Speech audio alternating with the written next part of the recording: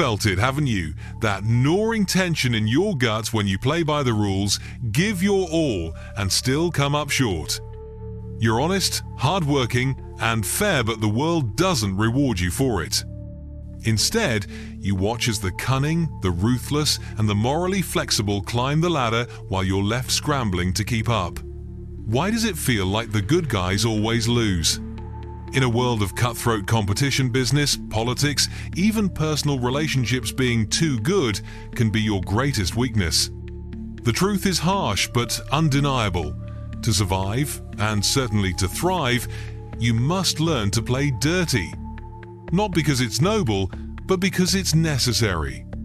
This isn't about becoming a villain, it's about understanding the game, recognizing the players, and mastering the art of strategic cunning without losing your soul. Today, we'll uncover the raw truths behind survival in a dog-eat-dog world, grounded in the brutal wisdom of Niccolò Machiavelli, the psychological insights of Carl Jung, and the hard realities of modern life. By the end, you'll know why the ruthless often win, how to protect yourself from their tactics, and when to bend the rules to get ahead. Welcome to your masterclass in leadership survival. Let's start with a story. Meet Sarah, a mid-level manager at a tech startup. She's the kind of person you'd want on your team, diligent, ethical, and always willing to go the extra mile. When her company announced a new leadership position, Sarah threw herself into the race. She worked late nights, delivered flawless presentations, and mentored her colleagues, believing her merits would shine through. But when the promotion was announced, it went to Toma, charming but less competent colleague who spent more time schmoozing with the bosses than working. Sarah was devastated. "I did everything right," she told herself. "Why didn't it matter?" Sarah fell into what we'll call the goodness trap. It's the belief that honesty, hard work, and integrity alone will guarantee success. It's a comforting idea, one we're taught from childhood: be good, and good things will happen. But in high-stakes environments, this belief can leave you vulnerable, exploited, and outmaneuvered. The tension is palpable. You want to be a good person, but the world rewards those who play dirty. You feel anger at the injustice, anxiety about falling behind, and a creeping doubt about your own values. Why does it seem like the ruthless always get ahead? To understand this, we need to turn to two thinkers who saw the world for what it is, not what we wish it to be. Niccolò Machiavelli, the Renaissance philosopher of power, and Carl Jung, the psychologist who explored the hidden depths of the human psyche. Together, their insights reveal why playing dirty is often a survival tactic and how you can wield it without losing yourself.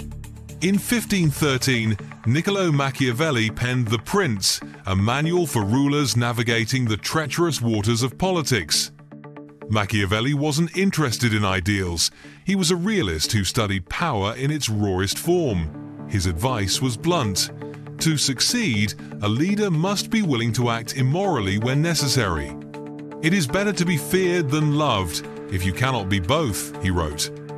Men are so simple and so much inclined to obey immediate needs that a deceiver will never lack victims for his deceptions.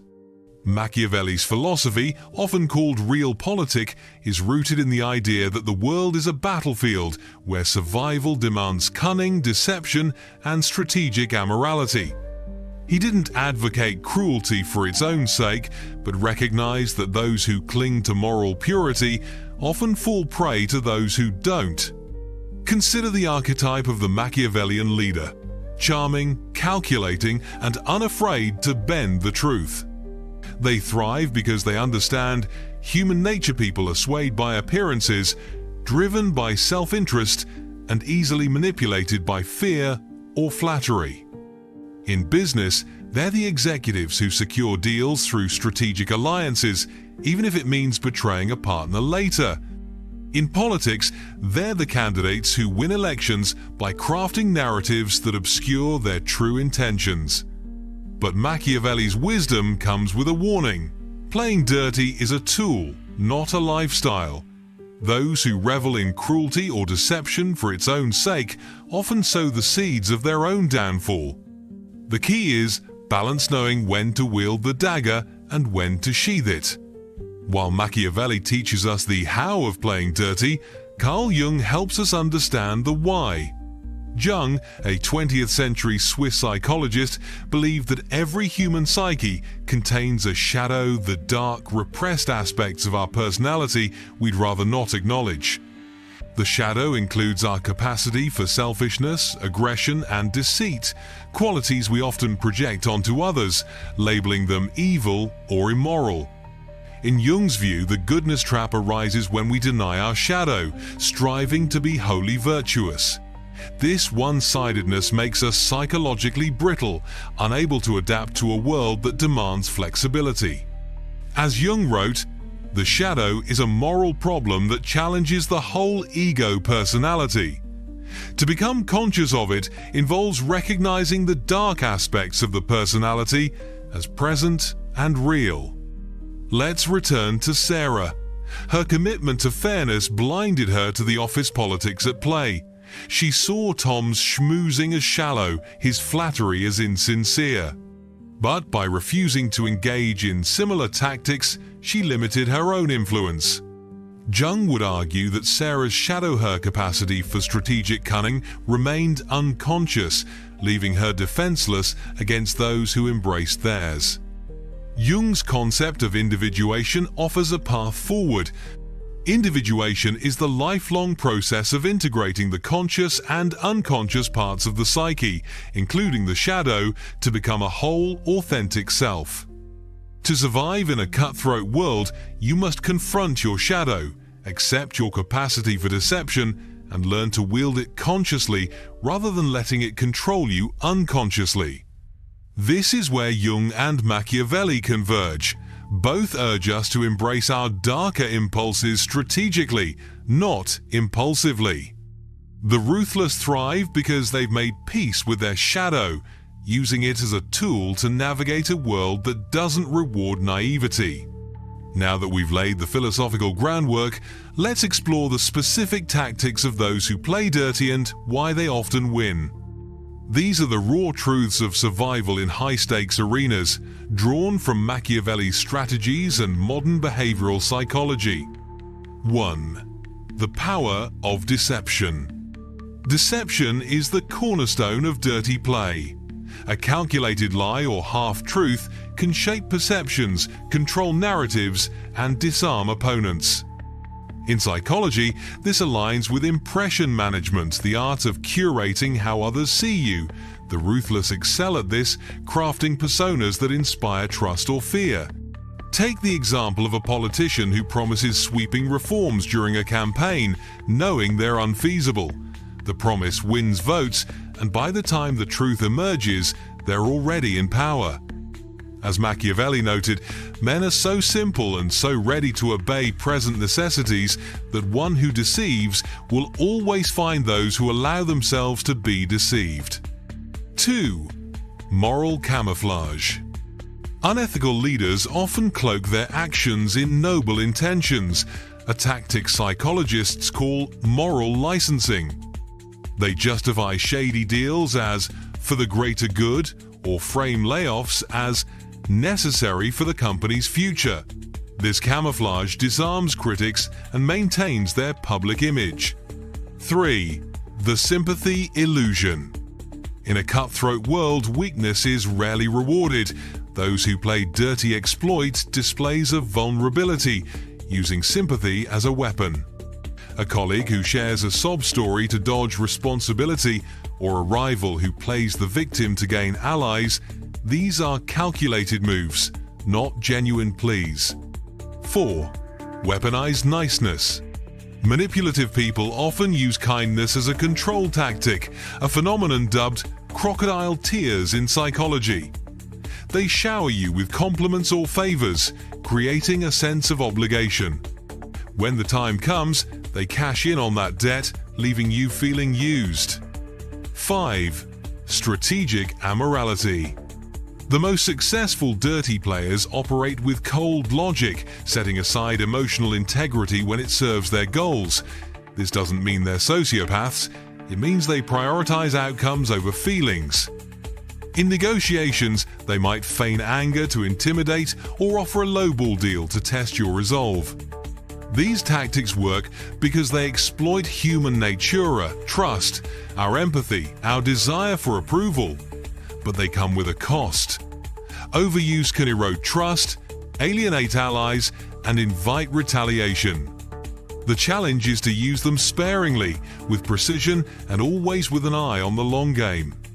To deepen our understanding, let's turn to Jung's concept of archetypes, universal patterns of behavior that shape our actions. In the game of survival, 3 archetypes stand out: the innocent, the Machiavellian, and the sage. 1. The innocent. This is Sarah at the start of our story, naive, trusting, and committed to fairness.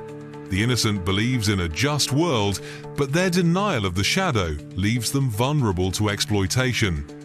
2. The Machiavellian.